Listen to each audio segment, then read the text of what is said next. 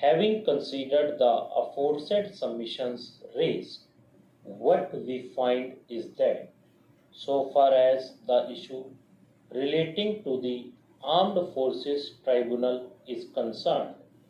the same was answered vis-a-vis the exercise of authority by the High Court under Article 226 of the Constitution of India, whereas in the present case,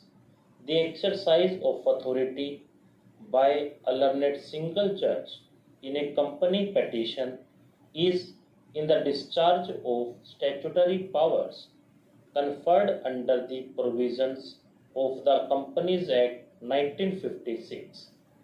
Thus, this is not a case arising out of writ petition under Article 226 of the Constitution of India. Nonetheless, the issue is that the power which is being exercised by the learned company judge is as a judge of the High Court and not of any inferior tribunal. Consequently, to that extent,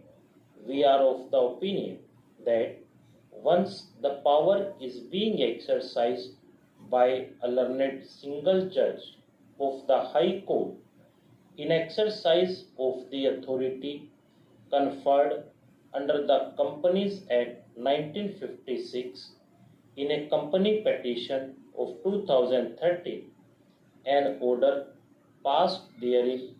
cannot be subjected to appeal before a tribunal created under the 2013 Act. Even otherwise, the High Court has a supervisory jurisdiction under Article 227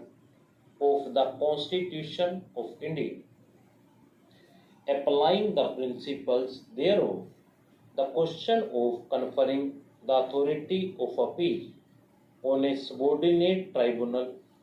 would be contrary to this constitutional scheme. The enforcement of Section 303 with effect from 15th December 2016 would not repeal the right or abrogate the right of a person to file an appeal against the order of a learned single judge in a company petition for which this court continues to have jurisdiction to decide the matter as indicated above, and in the present context, keeping in view the impact of the legal provisions pointed out herein above. The Company Appellate Tribunal has not been conferred with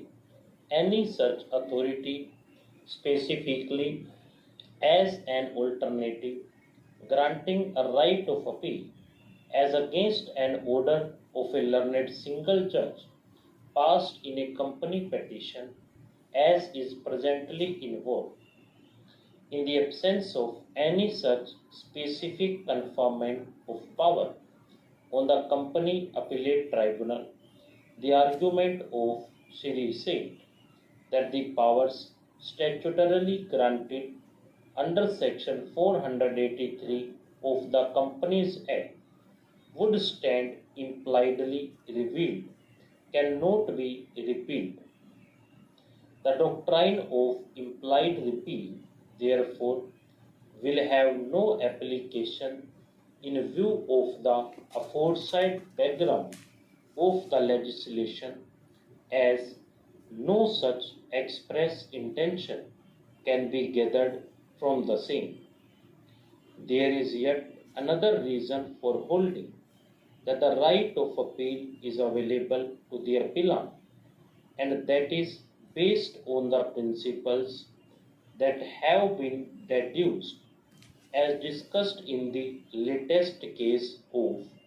Messrs. Videocon International Limited versus SEBI 2015 for SCC 33,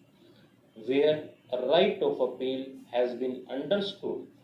to be a substantive right and not a mere procedural right so as to affect its applicability upon any amendment, more so when the list in the present case had been instituted earlier. Stop.